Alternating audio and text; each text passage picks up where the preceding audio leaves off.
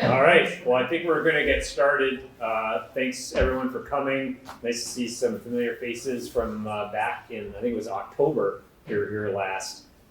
So this is for the skate park meeting. I'm Mike Willard from VHB, landscape architect. We've been doing the master planning and site planning for the Kiwanis Park project. And so one of the major pieces of the park project is the skate park. And so as we were sort of working through the design process, recognizing skate park design is a very sort of unique thing, we worked with Matt from Grindline on the Burlington, Vermont skate park and thought it would be a great sort of union of talents and skills to bring Matt to the team. So we talked to the city, they were fully on board. So Matt has now joined the design team. And so Matt will be overseeing the design and hopefully maybe the construction also of the skate park. And so he's contracted through full construction documentation from early concept, which we're here tonight. And so usually this process, here we are at the very beginning stages. And so Matt's hoping to get out of you guys, tease out what you want this park to be, what features you'd like to see, the style, character, all of that. And so this is really his show tonight. It's your participation that'll make this as good as it can be. And so Matt's got these forms here, and then there's also an online flyer that may be slightly different and more in-depth about what you'd like. So I think there's a QR code. Does that link to that one? Yeah, that will go to the online survey. So, so definitely I would check out both. And then so I will let Matt take it away, but we're super stoked that he's here and part of the team. So thank you, Matt. Quick, the QR code is also on our Facebook page if you don't have it tonight. perfect. And there's a link on our Instagram account too. So. Yeah. We followed you too. Oh, cool. We'll follow you back. I don't really deal with that. So I'll pass on the word. All right. Well, yeah, my name's Matt, CEO at Grindline Skateparks. So I oversee, I guess, pretty much everything that we do. I've been at Grindline for 21 years now, so I've been doing this for quite some time. And what we're going to do, just kind of talk a little bit about who we are. Hopefully you guys know, but if you don't, we'll explain it. Talk about our design philosophy and kind of walk you guys through the process. I mean, we're going to get your input here tonight, but we've still got a long road ahead of us and kind of walk you through each step so everybody understands what's to come. And then just show you some examples of some of our favorite parks and also just kind of what we've been up to for the last year or so. And then actually after that, I'm gonna go around the room and we're gonna just go person by person. And if you can basically wanna know if you could, like the one thing you want in this park more than anything else, and we'll make a list and we'll take all this information back to our headquarters and come back with a preliminary concept for you guys to review and comment on. Well, let's get started. All right, so yeah, we're Grindline Skateparks. We're a design build firm specializing in cast in place concrete skate parks. That's all we do. That's the only material we use. Well, we've had a handful of special wood projects, but concrete's our material of choice. Over the years, we feel like we've, designed and built just about everything, any type of terrain you can think of, skatable terrain, whether it's giant flow bowls shaped in the state of Texas, using textures and colors and integrating landscape into the skate park design to sort of soften the appearance, using materials that we find during construction. This is Mammoth, California. We found a bunch of huge boulders while excavating and incorporated those into the park. Some of them skatable and some of them just like hangout spots. Skatable art projects. This is a bacon and eggs project we did with a pop artist up in Wilkinson, Washington. He had this vision of basically a skatable frying pan with skatable bacon and eggs, and we helped him execute it. It was a really fun project. Incorporating accent lighting. This is LED lights. This is Road Skate Park in Boise, Idaho. The lights do all sorts of crazy patterns and stuff. This is incorporating local identity. So this is Powerhouse Skate Park in Jamestown, New York, which happens to be the birthplace of the crescent wrench. So we did this crescent wrench extension, skatable crescent wrench. Another example, this is Wenatchee, Washington, which is the apple capital of the world. So we did this apple-shaped bowl with like this vibrant red stain. And then creating multi-use spaces. This is Payne's Park in Philadelphia. It's right outside the Philadelphia Art Museum. And basically it's kind of this like sort of oval design, and it starts off as a skate park in the center, and as you kind of go out to the outer layers, it becomes mixed use and then more passive use, and even just like spots to hang out and have your lunch or whatever. And so our design philosophy, it's a three-pronged philosophy. I'm gonna yank my laptop down. So the first being organic flow, and that's basically how we're gonna get all this, we're gonna get this laundry list from you guys of all the stuff you guys want in your park. And we're gonna have to take it back and basically, prioritize features and place them spatially, so there's enough room to set up, enough room to land, proper radiuses, all that sort of thing. So that's what we're talking about, organic flow. Basically, taking all your ideas, putting them into one cohesive design that's functional. Then there's the ladder of progression. Basically, we don't typically believe in sort of segregating spaces, like this is the beginner area, this is the intermediate over here. We like to create basically skate parks that have features throughout that beginners can learn on, intermediate users can hone their skills, but still fun for the more advanced users for like years, even decades to come. And the final, integration and context. So basically when we come in and we design a park and implement it into an existing space, we want to try to give the feeling that either the park always was there or it always was meant to be there. We don't want to just plop this thing in the middle of an existing park without taking existing surrounding context into considerations. Just kind of a few different examples of identity and art and integration. This is just Springville, New York. This is one where we actually did this bioretention rain garden. Very new here, so the plants haven't grown yet, but all the storm water goes into that area, feeds the native plants, and it helps them grow. Just dining around existing conditions. This is Binge in Washington. They wanted this mature tree that basically designed the whole park around it. This is A-Dog Skate Park in Burlington that Mike mentioned earlier. Right next to the lake, big sailing community, so we did the skatable concrete sail. You got your Vermont-shaped manual pad in the foreground there. Down in Texas, very literal down there with their local identity. So we have this big Texas star in the street plaza area, and then again the Texas-shaped flow bowl. This is a project we did in Star, Idaho. They wanted a little bit more subtle identity, so we just did these integral concrete colored stars throughout the design. And then just Houston, showing landscape integration. This is Hana, Hawaii, where we did these skatable volcanoes to basically represent the volcanoes of the Hawaiian Islands. Then artwork, working with local artists on projects. This is Issaquah, Washington, where basically we had a local artist come in and paint how do I explain this? From a distance, it basically makes a continual mural out of all these different vertical pieces that were painted on. Super cool idea. And there's a couple more examples of that same artist's work here in Issaquah. And then again, the bacon and eggs. It's a project we did for the Sklallam tribe in Washington State. This was their eagle as part of their crest, mimicking the Rocky Mountains in Gypsum, Colorado here on the handrail and the bank, and again the lighting. And this is sort of the mural that I was talking about earlier from Issaquah.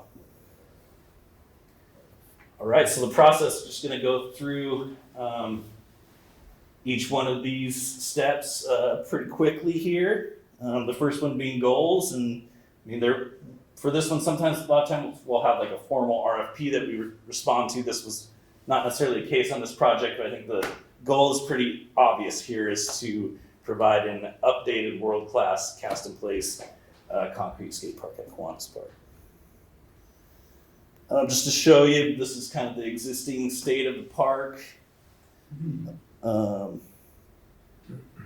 then this is an overall master plan. I don't think a final design for the overall park by any means, but the new skate park area is over here, and kind of based on other planned uses and wetland delineation, the available area is somewhere around 20 to 22,000 square feet, which is a good sized park. So you guys are stoked.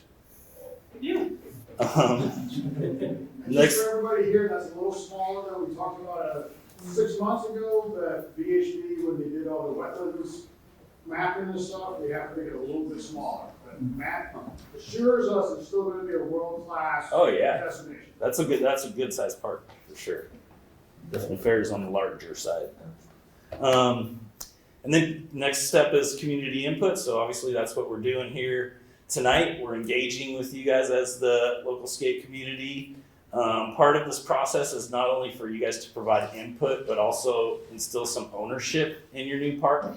Basically, you know, we're gonna come in here, we're gonna design an awesome skate park, hopefully be involved with the construction as well, and then we're gonna move on to the next town. And then it's gonna be up to you guys to be good stewards and, you know, show the city that you appreciate the park and take care of it and call out people that are doing stuff there that they should not be doing. And then next one is just exchanging information. So you're gonna give me this list of all the things that you wanna see in the park, and then we're gonna go back and, again, prioritize requested features, put it into a cohesive design that flows, and bring it back here and present to you guys again. And so yeah, conceptual design, basically those are the 3D renderings. When I come present, I'll show a number of these renderings, and then I'll also have the actual 3D model so we can get like interactive and pull dimensions and stuff like that as needed. And also this is a great tool for fundraising and also just education. A lot of people, like, they're probably saying, you guys have a skate park, why do you need a new one? You know what I mean? Like, and they don't understand the difference between what you guys have now and a modern day skate park. So.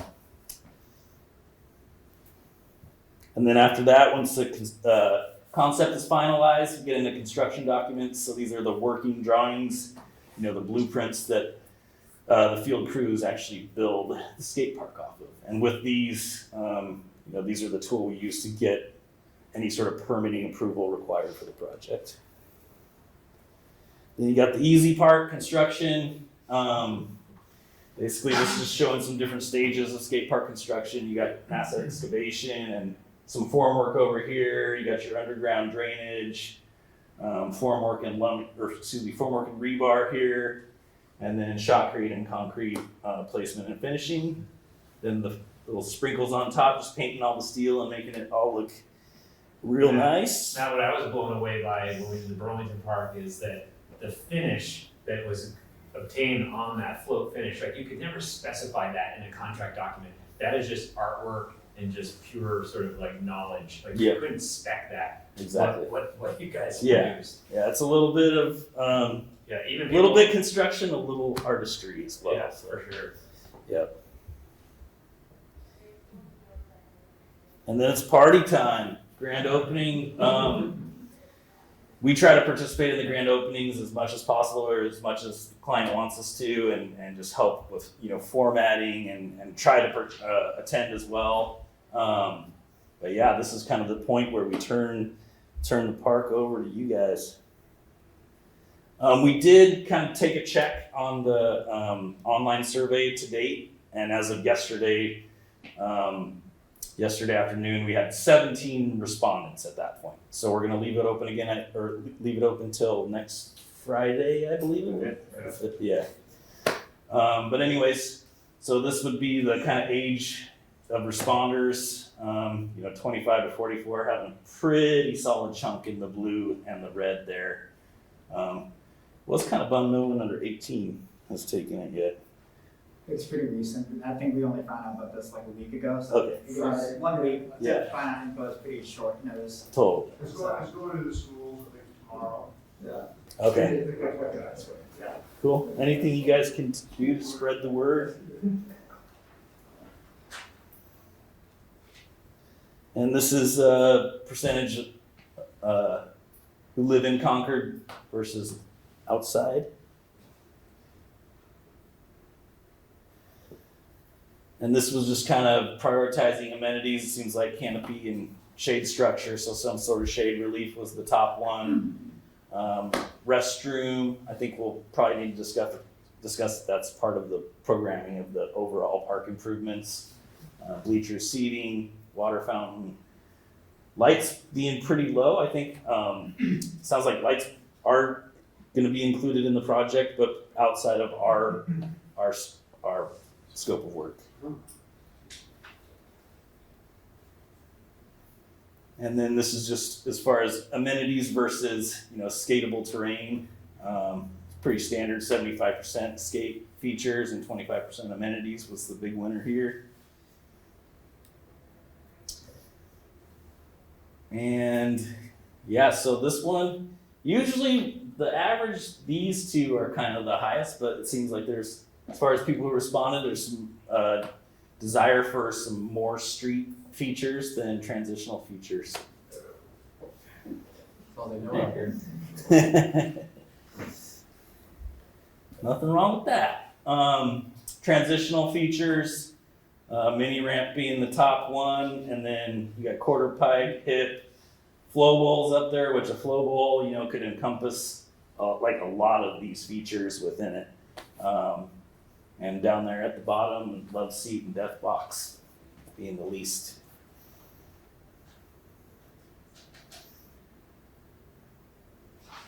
And as far as the street features, this is pretty much the usual suspects here. Ledge, manual pad, flat bar being the top three. Those are pretty much the most necessary features to include in a skate park design. They're maybe not some of the most exciting to look at, but they're going to get skated more than anything else in that park. So right on par with that there. Some stairs, hubba, handrail. Yeah. Pretty standard responses there. And I'm just going to kind of run through a few projects. So this is Spring Park in North Houston. Not to like tease you guys or anything, but this is how many square feet is that? 78,000. Yeah, it was pretty crazy to have like that big of a canvas to design. How much did that cost? I don't even want to tell you because of, like in today's dollars, it would be a lot more. Probably $20. Yeah, that's something like that. But anyways, I think it just also kind of shows our versatility in that we can design sort of all types of terrain and whatnot. But if you ever go to Houston, I mean, there's this and there's Jamale Skate Park that we did in downtown in the Buffalo Bayou, and that's like 30,000 square feet. So you go to Houston, bring your board. So this is the A-Dog Park in Burlington that Mike mentioned we worked with BHB on. Anybody been here? Oh, yeah. Okay, cool. You guys like it? Yeah. Okay, cool. Yeah, that's a good one. What's the square footage on that part? Oh. 21,000. So this is comparable to what you guys are looking at. Like I said, it's a good size. I mean, you got a little bit of everything in this design. Rhodes Park, Boise, Idaho. This was kind of a crazy one where the owner of the project was this big nonprofit organization. But yet the land was leased by the city of Boise, so we had to work with them, and owned by Ada County, the county it was in, and then we had Idaho Department of Transportation owned the bridge deck overhead. So it was like a lot of cooks in the kitchen on that one, but it's a really fun project. Everybody worked together as a team, and really fun finished product. This has been the site for X Games qualifier for several years now. Uncle Bud's in Marshfield. You guys been to this one? No. It's a good one. It's kind of quiet little sleeper park. We're actually working with them to do a small addition, sort of in the entry back here in the background. And Nora, Yeah, she's from Marshfield, so skating her home park there. It's Riverside Skate Park in Detroit. It's a really fun project.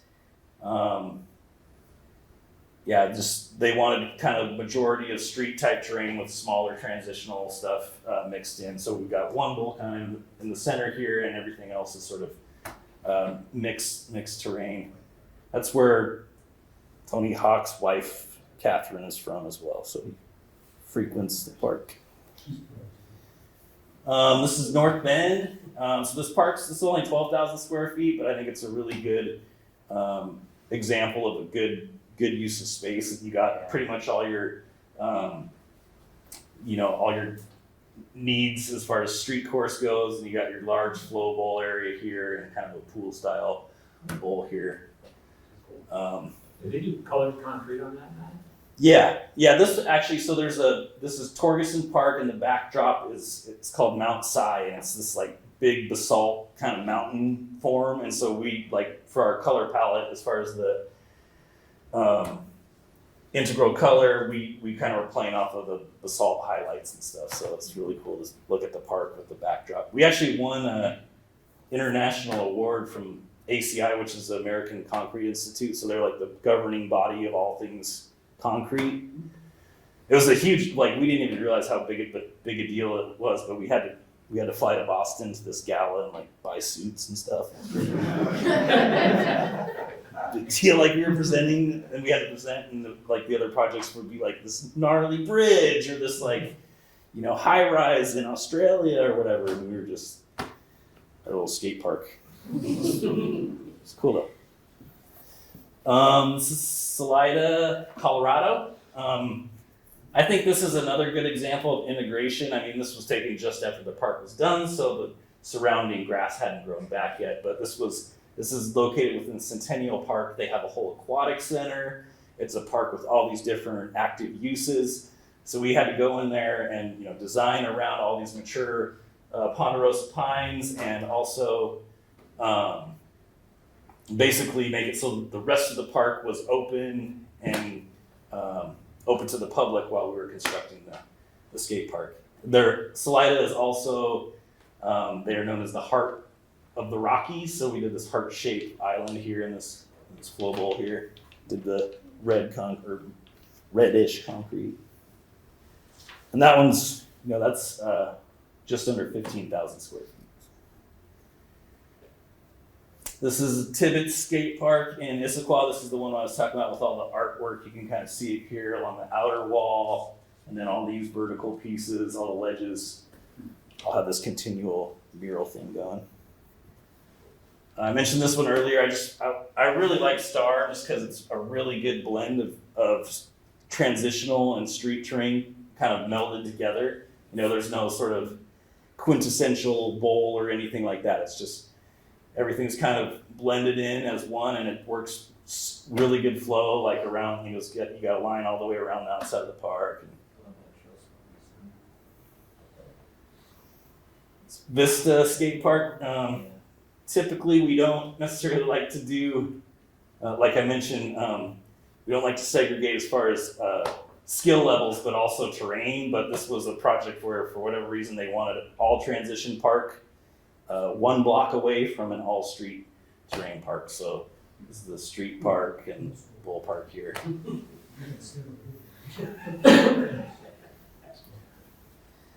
Now I'm just going to I'll try to blaze through these here pretty quick, but this is kind of what we've been up to over the last year and a half, and I think it's just a good, shows good examples of our versatility. I mean, we can design basically whatever you guys can think of. So this is BARC Pump Track in Vashon Island. Whoops. So we had done this standalone bowl here at the park several years back. This is actually an indoor skate park here. And this actually project started, this project came across my desk when I started at Grindline in like 2002. And it started off as a roller skating loop. So it was just this, like one single loop for people to, or I think it was rollerblading or whatever at the time, right?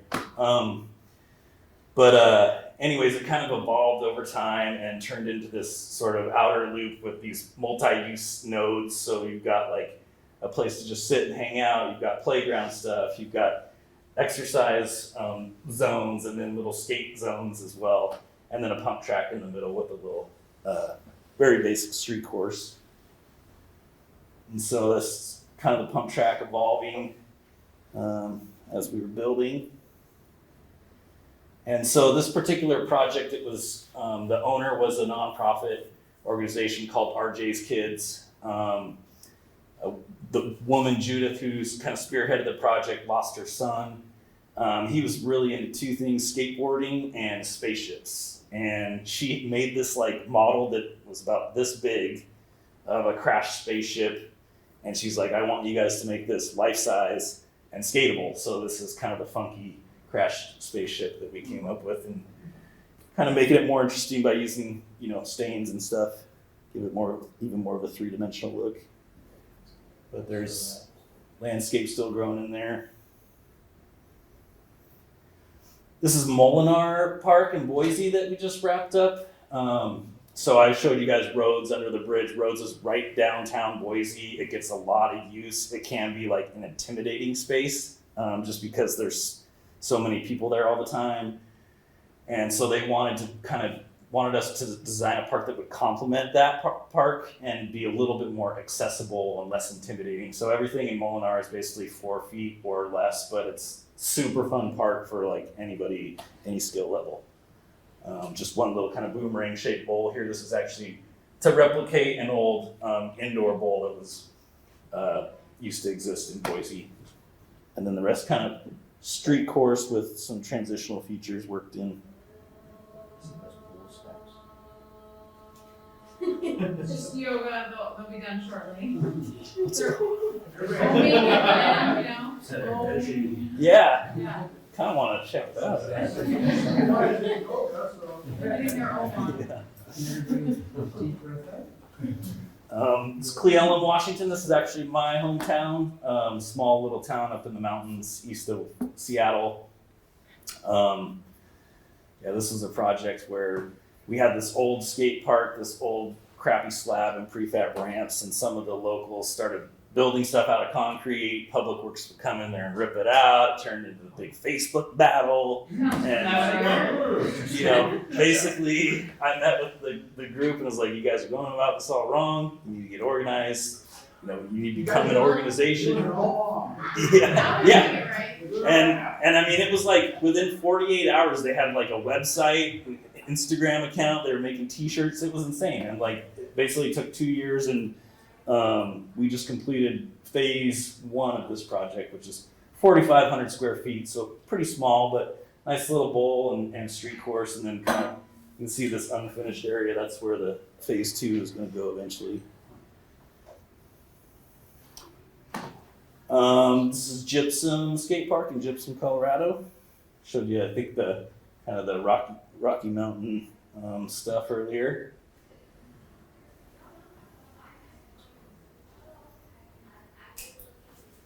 This is Hurricane, West Virginia. This was kind of an interesting project because we had a focus group of one person that was involved with the design, and it was I don't know.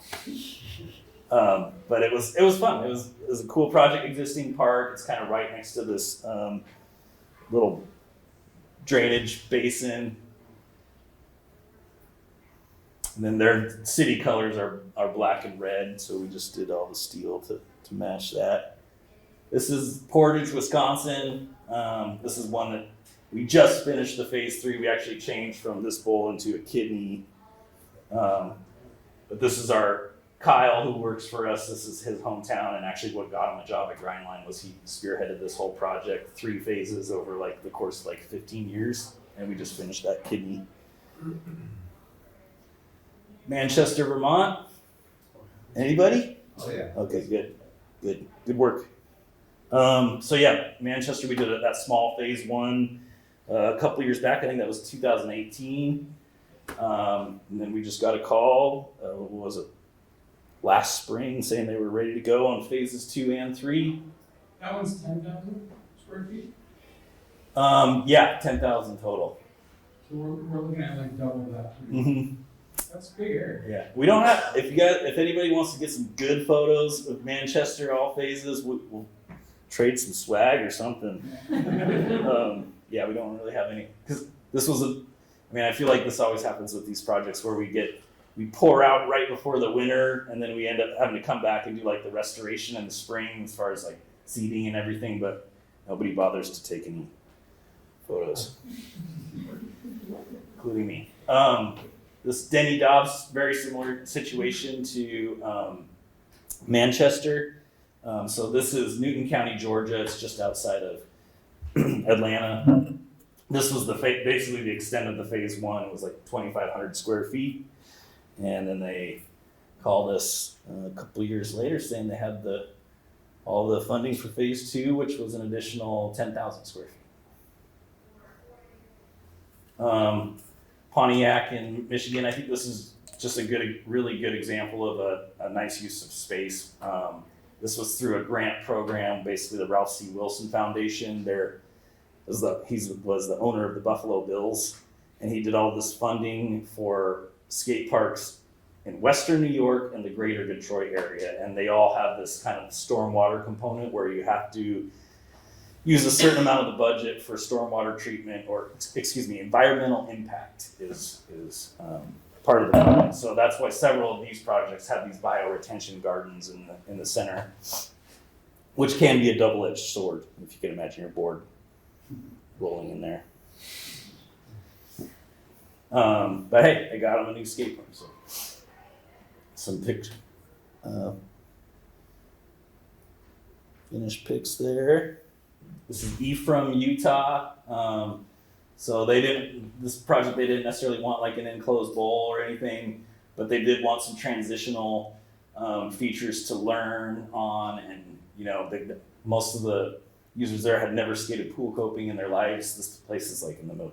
It's like, yeah, in the middle of nowhere. I don't know how to describe it, but and then we designed the whole thing, skate park and pump track, and they ended up getting funding through a grant to add the pump track into the phase one construction. But as you can see, I mean, this is a small town. This is it's like the whole town's there. All the kids. Enumclaw, Washington. So the Enumclaw sits just below Mount Rainier in Washington State. We did this conceptual kind of Mount Rainier piece here, and here's what it came out as concrete-wise. It's a like perfect example of our crews are able to construct things that you can't even draw. You know what I mean? It's crazy. Anacortes, Washington. This was a skate park redo for an old park that was built in the late 90s. Halfway through design, the mountain bike community got involved and helped pull funding together to add this pump track adjacent as well. Here's the finished product there. Port Huron, Michigan, 10,000 square feet, or 10,500 technically. Again, this had the bioretention requirement, but we were able to actually do it outside of the footprint on this one. Ellicottville, New York. They wanted a more transition-heavy park. This is a ski town right at the base of Holloman. So definitely the community involved was really looking for a transition-heavy park in this case. Chehalis Reservation in Oakville, Washington. Pictures are a little dated. We actually just poured this thing out within I think 2 weeks ago. And this one's kind of crazy. It always comes up about communities wanting a roof over their skate park, but then we explain how much it costs, and everybody's like, okay, so never mind. But they have this building kit over here in this playground, and they want to just buy another one for the skate park, same kit. So we basically designed around the layout of those posts, and then we, as part of our project, we poured the concrete bases and all that stuff. And I think next year they're gonna put a roof over the top of the portion of it. Pretty cool. Rail Yard Skate Park in Lockport, New York, another Ralph C. Wilson project. Yeah, so you got the bioretention in the basin there, and Lockport is actually, their locks are kind of their main attraction in town or whatever. So we did the flight of five, which is the old locks that they don't use anymore for most travel, but we did this 5-stair set, and then the 2 new locks, we did this kind of spillway where the water comes from uphill here, runs underneath this feature here, down this channel, and into the bioretention down to these 2 locks. So, Meridian, Mississippi. Yeah, so we've been busy, we're staying busy. Next steps, create preliminary design concept. So the intention is to have that completed in May, and ideally come back out and present the concept in May. Then from there, we refine the concept for approval. From there, we get into construction documents, and then ultimately, obviously, the final step will be construction. All right. Before I go any further, I need a volunteer to take notes for when we go around the room and get some ideas from you guys. I'm left-handed, so I just smear everything that I write. You don't want me to take I'll notes. volunteer. Okay. All right. They're recording, so you guys will have video. What's that? They're recording, so you have video. Right. So you can always watch that. It's true. All right. What's your preferred medium here? You want paper, Yeah, I'll just. whiteboard? Okay. Do you mind if I just do it on here? Yeah. Or do I have to write it in front of everybody? I just take a photo of it so you can write You can it take big or pages if you small. want. No, I only do photos. I think what was interesting, what Matt was presenting, and you guys think about this, is what makes your park unique. Like, he identified some parks had really cool features that were regional context, like what is Concord known for, something within the region. Obviously, Andrews a Grand State, Old Man on a Mountain, but what could Concord show for your skate park that makes you unique that nobody else would have? Like, that's sort of a cool thing to think about. A skate park that has all the foundations of things you want to skate on a daily would be nice. Rather than just have things work and be actually useful. Sure. That's the main priority. And maybe a granite ledge would be tight. Yeah, I think we need a lot of granite. Okay. But a granite ledge would be good. Granite. Okay, we're gonna start. We're gonna do this Yeah. in an Make organized. it way easier for me to take notes. Yeah, right. Start here, Okay, go we'll that start way. there. But yeah, but like Mike was saying, as far as any sort of local identity, that's stuff we want to hear from you guys. We don't want to make assumptions about what's unique to Concord, and we come back here with a design you guys, you're like, you guys are idiots. So we want to hear from you on that. Back to you. Not great with worst personally. I guess well, lights is a huge thing. A flat ground. I know a lot of people want flat ground area. And yeah, that's all my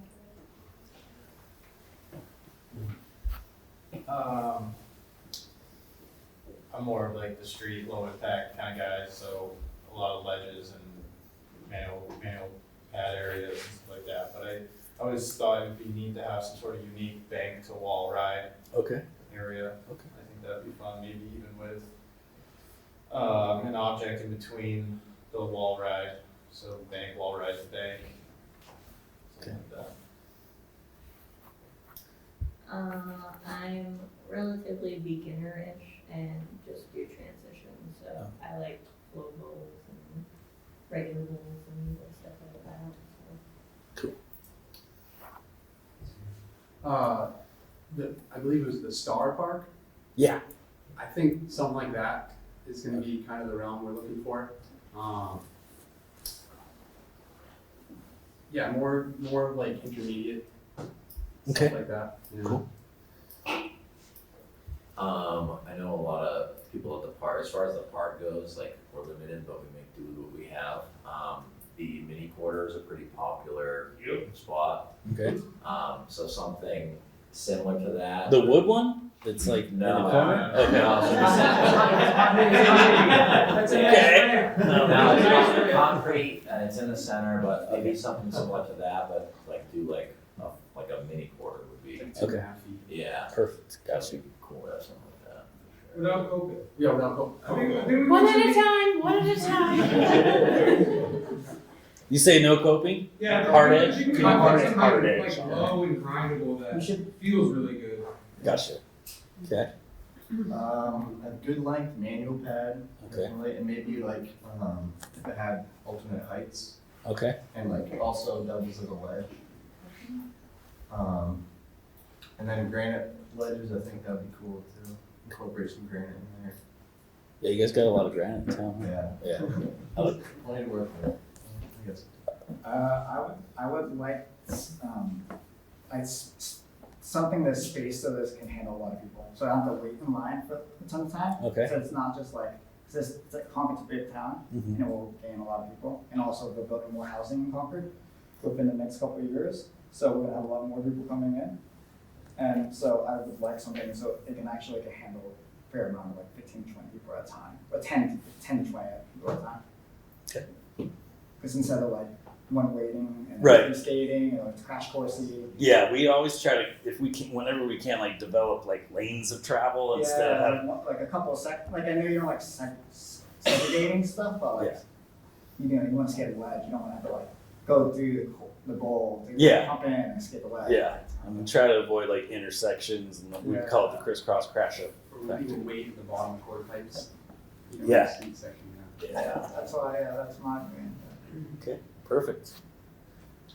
I am just here to listen to these people and I'm excited to hear what they want. I'm on the rec advisory board. Mary's our chair of our Awesome. Parks and Recreation Advisory. She's very supportive of this Thanks for project. coming I here. am extremely supportive of this group and they've done a great job so far in fundraising and starting to get off the ground. So I'm happy to hear what they want. Perfect. All right. I haven't skated in a really long time, so I don't have much as far as like what to put in the park, but just for like Concord identity, maybe incorporating the skate house dome, because I feel like that's a huge part of like everything in Concord. I like it. Cool.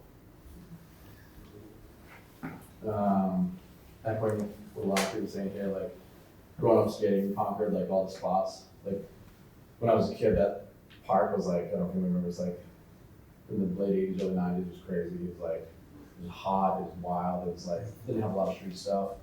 And then so all the stuff like, we like dragged in there from other places, never held up, like the legislative office building, Ronald Junior High, all these places. Like maybe replicate a couple spots. Yeah, there are places like you said, like Did you get rail, small ledges by Like- Bicentennial Square, Around always a the- little transition, you have the stairs, the rail, small and hip, it's like 3 or 4 stairs, like,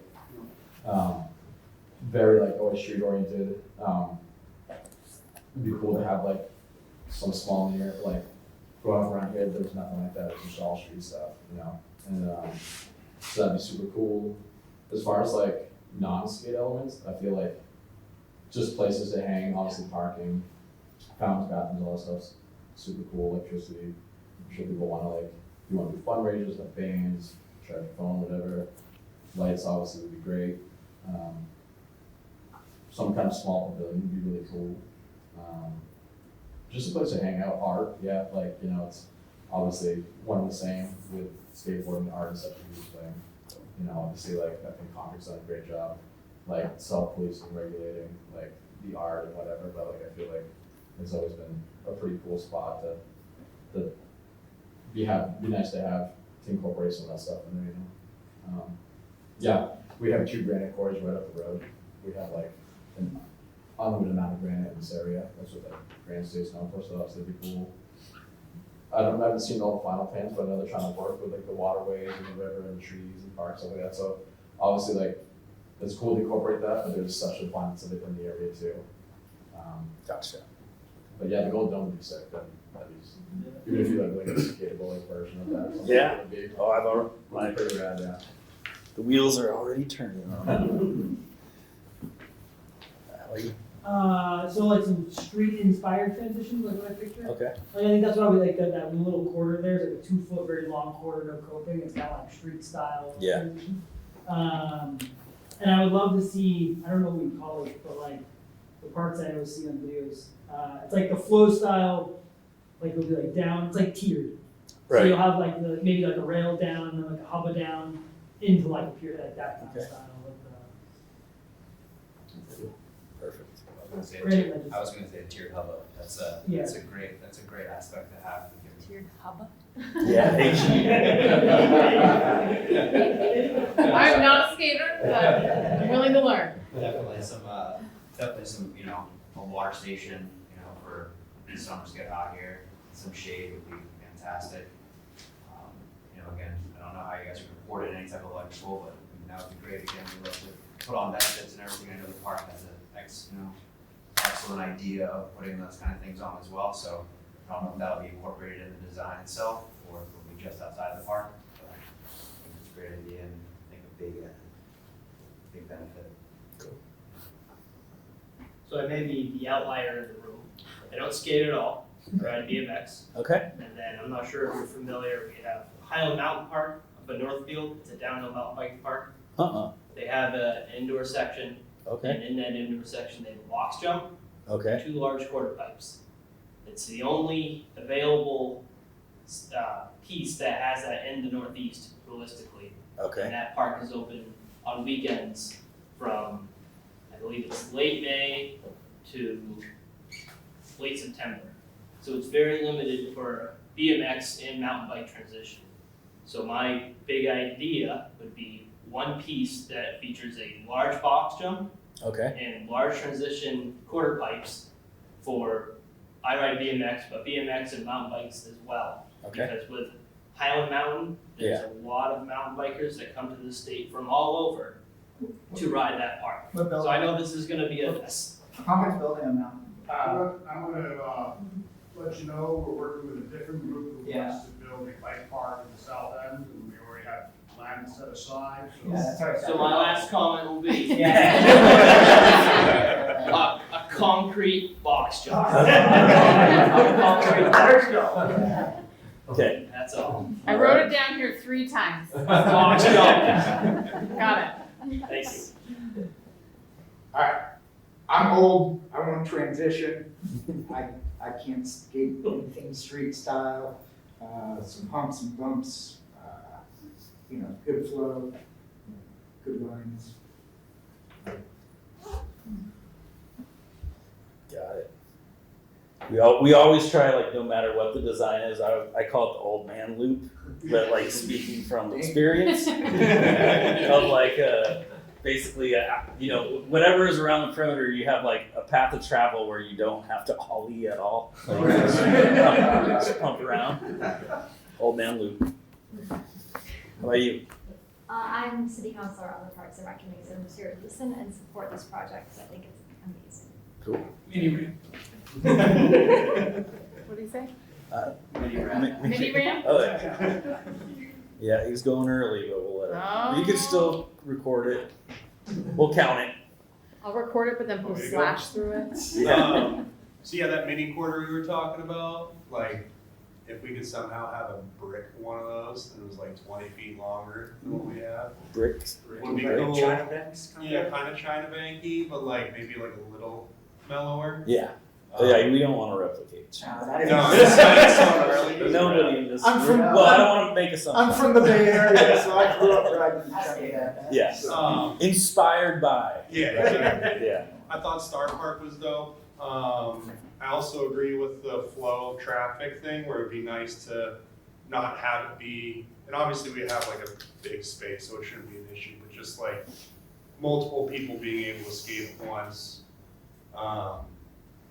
I also like if we could build around trees. I think that would be cool. Have some planter ledges instead of just plain old ledges. Sure. Could be cool. I think, based on what I know so far about the site and whatnot, it may, if we're designing around trees, they may be new trees. Yeah. I think the surrounding trees are the wetlands, so a little off limits there. I think a good healthy mix of everything. From the pictures that we saw, like a lot of people want just low impact stuff and other people want transition, but most of the parks that we grew up skating don't have natural speed. So if you like skating transition around here, you're pushing a lot at it. So even if you get a 6-foot ramp with natural speed, that will probably settle everybody's urge to skate transition, they get to skate street or whatever, lower stuff. I think like mixing them up and doing that old man loop, like you said. Yeah. Trying to space everything out. So basically you're saying just keep doing what we do. Yeah, keep doing what you're doing. We're doing here. Yeah, do it here. No, Like, I feel like Concord on, some days there's 10 of us down there, and then other days there's 30 people down there. There's 30 cars down here. And it's just all flat, so we're all used to making our own speed. So if we can get any sort of flow, and there's just extra stuff to skate, I'm sure we're all gonna be super pumped. Perfect. Yeah, I'm kind of with that. You guys do great work. All those examples are awesome, but just as far as stuff as I want, like a pyramid or hip, I don't think we have a lot of that around here. We've seen it from like the newer parks that have gone up, but that and like a flow bowl, some transition, and pyramid Hip? Yeah. Like a hip? Okay. Exactly. I think in general, we're just looking for something that's gonna accommodate everybody. Yeah. And, based on ability and style. Everyone's gonna get. There's a lot of street influence and stuff around here. We got one in the back. Everyone There's- says young and everyone's gonna get older. There's a lot of street influence around here, but that a lot of these guys haven't had the opportunity to ride a lot of transition locally or nearby. So I think it's kind of an exciting idea to kind of mix it up with all of that stuff. I don't know if that's true, but. It gives the ability to, kind of expand your horizons. Okay, we have one more in the back. Your turn. Yeah, as somebody who grew up skating around here and then went all over the place skating things, I totally agree with that, that like a lot of us didn't have the opportunity to really skate tranny growing up, and then when you go other places, it's just wild what you can do once you get there. Yeah. From other projects you guys have done that I've skated, a couple points I wanted to pull that were really good were Burlington, like how you guys handled not just the skate stuff, but the shade area and water and all that is done really well there. And the whole section next to it where there's like the little Vermont mani pad and that super fun little tight snake run around the back, that whole section rules. In Missoula, that like the pool that's got the stairs in it, that thing is set up so good you can just run laps in that all day if you want, or you can like rip and blast out of it. It's super fun, but also with some of the other stuff like these guys are saying, traffic flow, a lot of the parks that we've gotten to skate around here didn't take that into consideration setting it up, so it's kind of always been a thing in the area.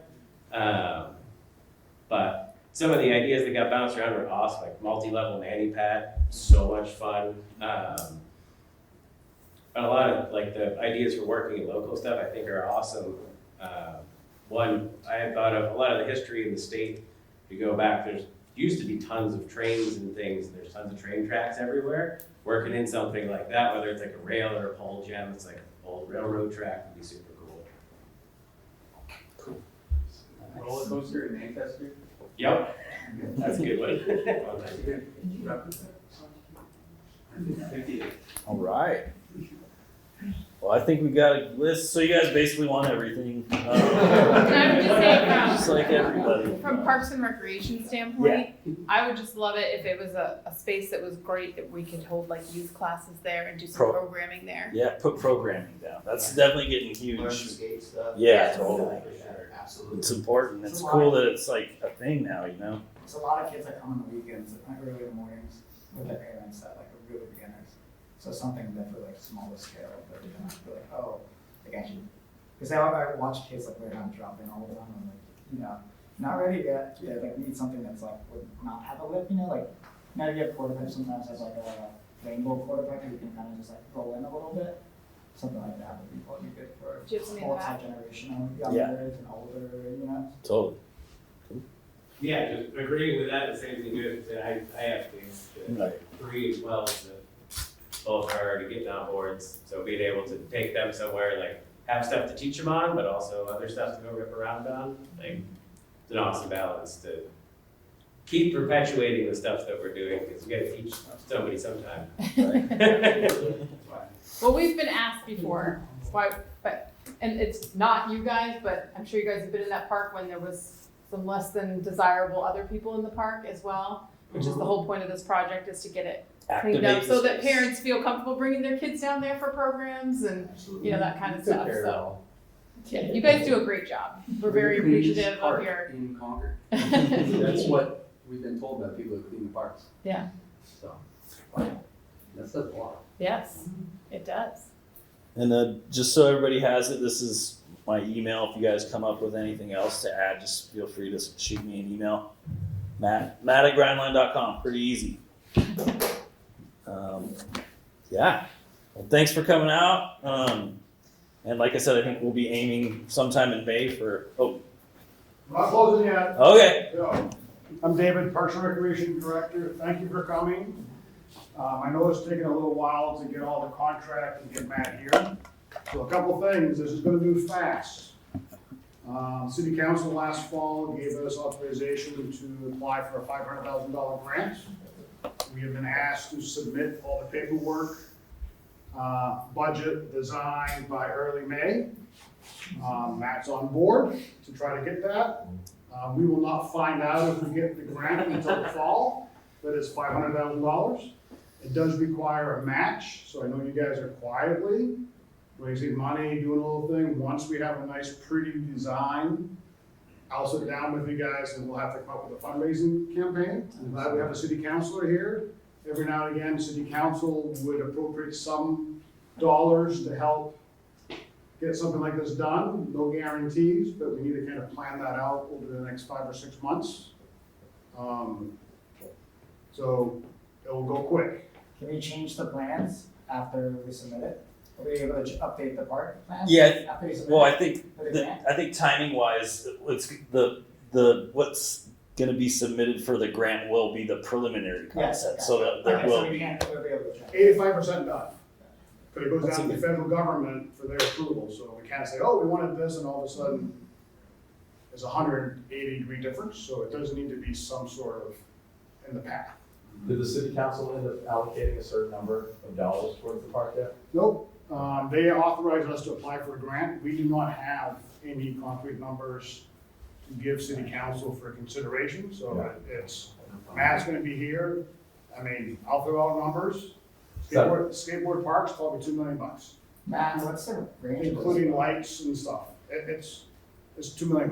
What's the range of the $10,000 park and at $20,000? I guess, is it possible we can get a PDF saying like the cost of certain parks, how much it costs to build? I mean, right now in your area, I would figure probably right around $80 a square foot. The whole park itself is probably closer, again, it's not, we haven't constructed it out, VHB is doing the design, but it's $6 or $7 million. The entire. Are you talking for the whole park? The whole Kiwanis Park, like that, The skateboard park's $1.5 to $2 million all day. Is that the type of thing that once, putting out for the funding for the grants, that eventually putting it onto the table of the city council, that potentially there's money that the city will be allocating or putting towards it as well? So, good example is we're doing the Merrimack River Greenway Trail Yeah. Phase 2. It's $800,000.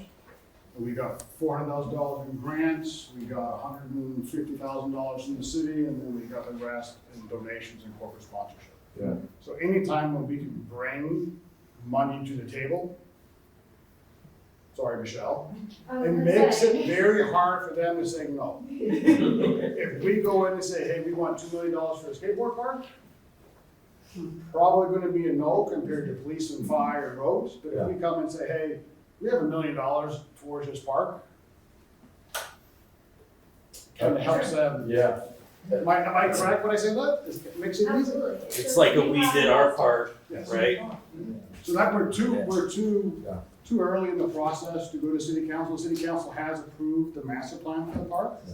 They did give us $150,000 for design and permitting, so it's For this specific for or the whole, for the entire Okay, that's what I park. was thinking of, right. However, plus the design and permitting for the skateboard park, it's included in that $150,000. So the city is committed to get this to a certain point, but we can't go out for corporate sponsorships or other grants until we have the final design. Yeah.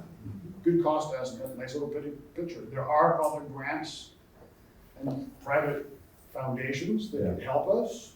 But Matt, again, have you worked with those before?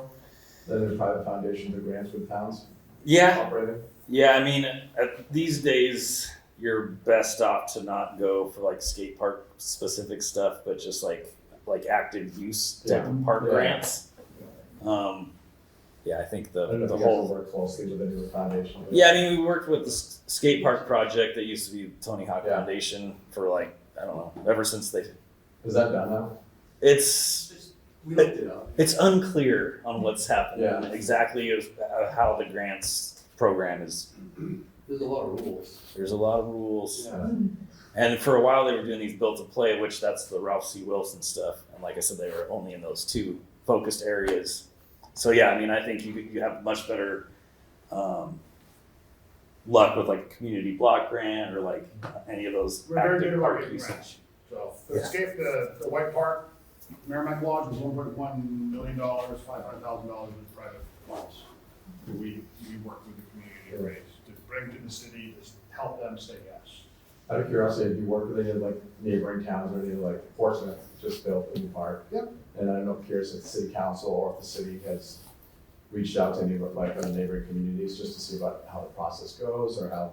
We're very comfortable building multi-million-dollar projects.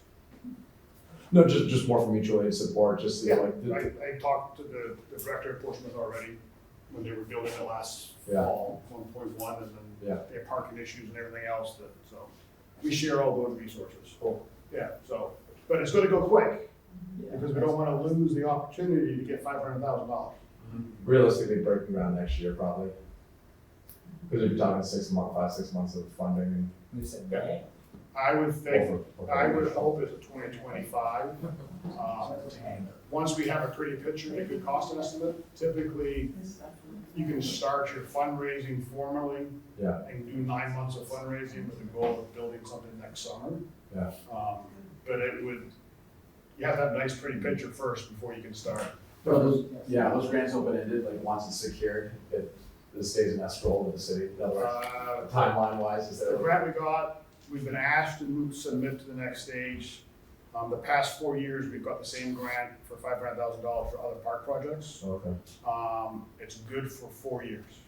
That's one, okay. So if we get awarded in December of this year, we have 4 years to finish, spend all the money. Yeah. And we have some rules, we have to buy American, build America, it has to be American products and all that good stuff, but it's stuff that we do all the time. You'll see in the paper next week, we have a new riverfront park opening in Pentecote, construction starts. We've got a $500,000 grant for that, and that's a $3.2 million park.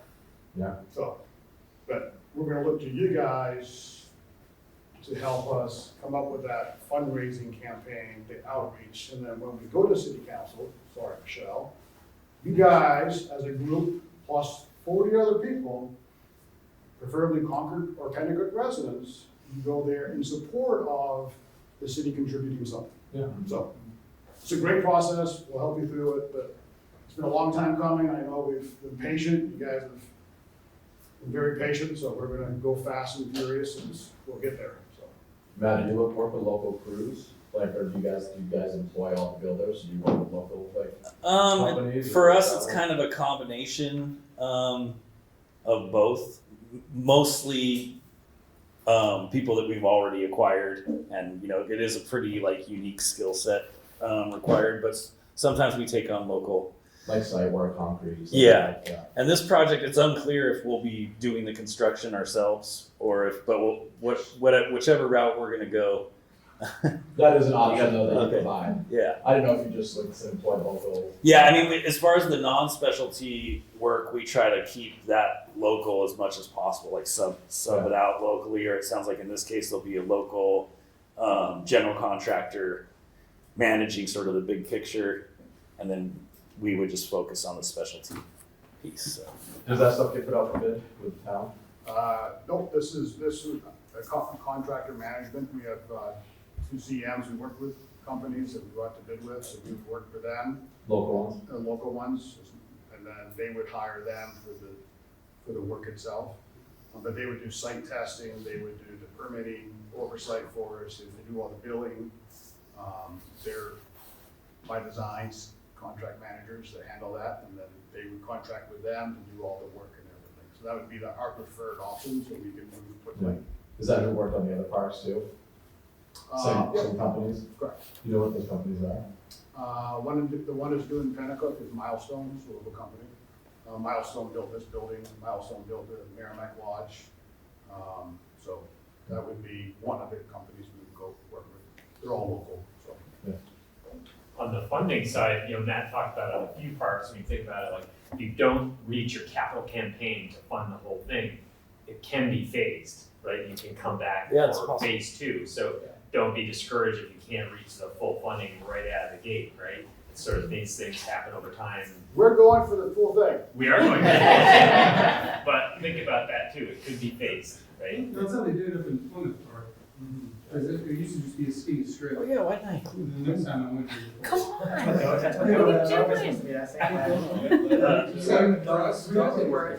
What's that? You guys work on Plymouth? We designed Plymouth and then Artisan. Plymouth and Mud Dogs. No. The Plymouth, New Hampshire? Oh, I'm thinking of Plymouth, Massachusetts. Yeah, sorry. Yeah. You guys got so many duplicate. I do have a question for the building portion. I know you said you're not sure about that spot yet, and you were doing the design, but unclear of building. Now, if it does go out to other builders, what's the process with that? Does it have to go out to bid? You guys have a preferred list? I guess it's a little unclear for me, and like I'm just learning about what the process looks like for this project. If in the cases where projects go out for competitive bidding in our industry, we include like a very strict set of pre-qualification requirements that basically narrows the bidding pool to only those that specialize in skate park construction. So you're not going to get like Joe Concrete from around the way, coming in and undercutting all the. That's probably the best though. I mean, you don't want a bunch of. Oh yeah, that's. Because then we'd end up with another Or worse. Worse. I guess my concern is, like 25 years ago, we had, what he talked about everywhere.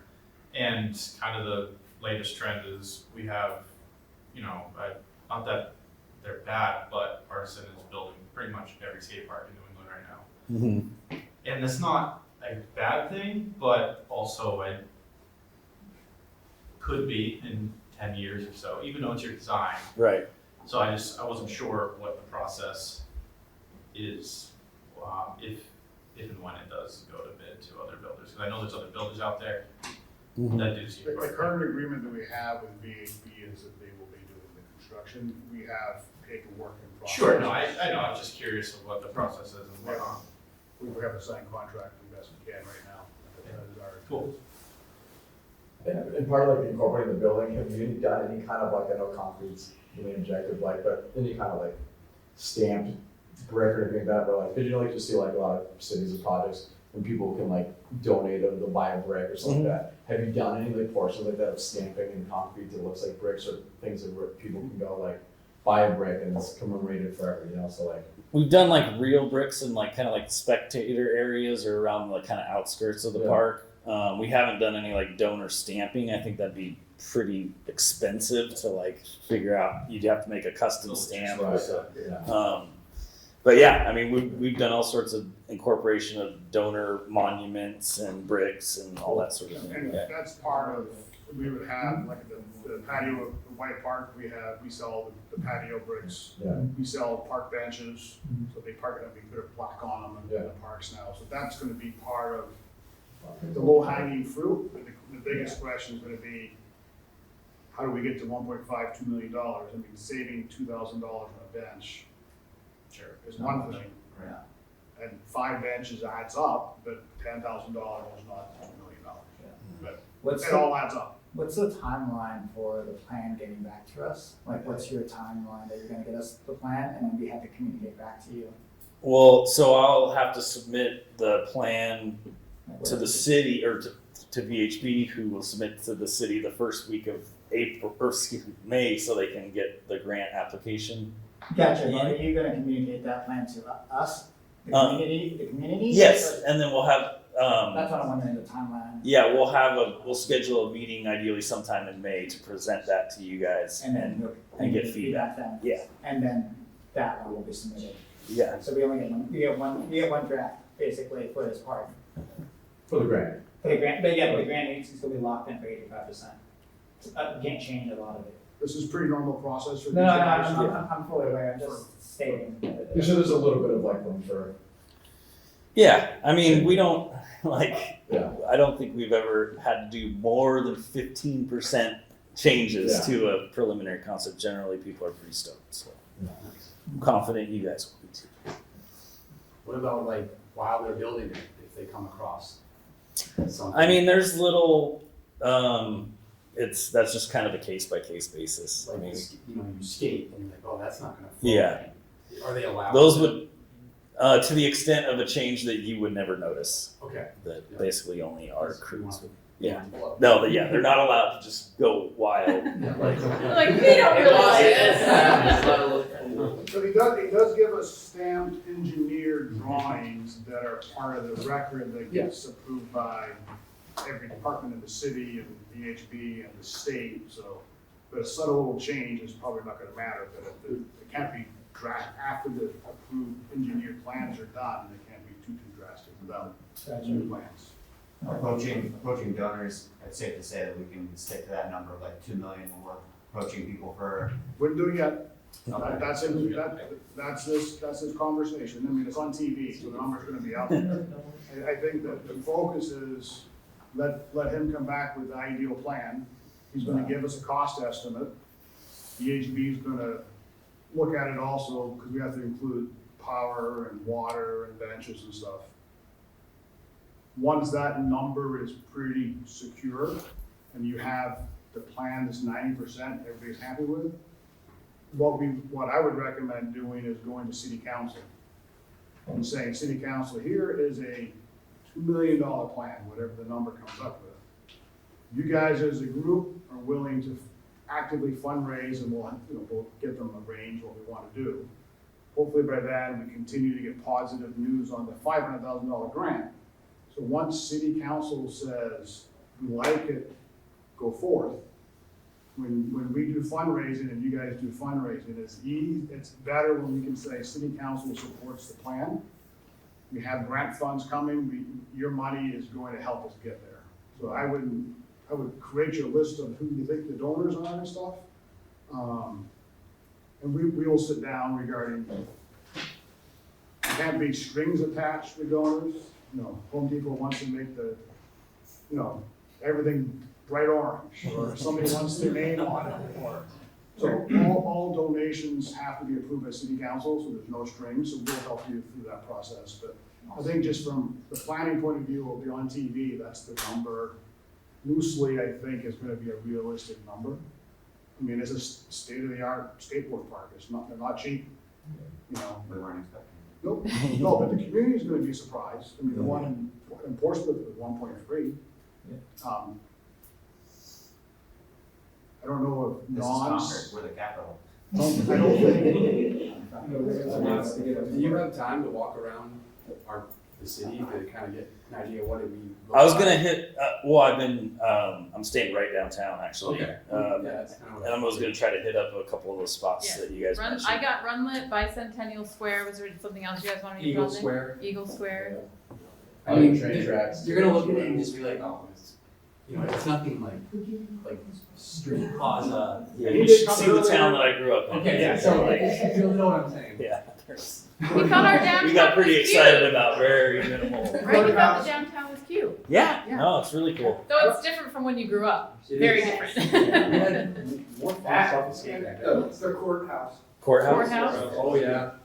And one thing that's unique to Concord, and I have no idea how you'd even try to do it, the Concord coach, all the Western coaches was made in Concord back in the day. Oh, really? I have no idea how you do that, it probably doesn't fit, but that's unique to Concord. It's good, yeah. Doesn't hurt to I'd like to brainstorm a say- little bit. Okay. You can write that down. I did. But that's history.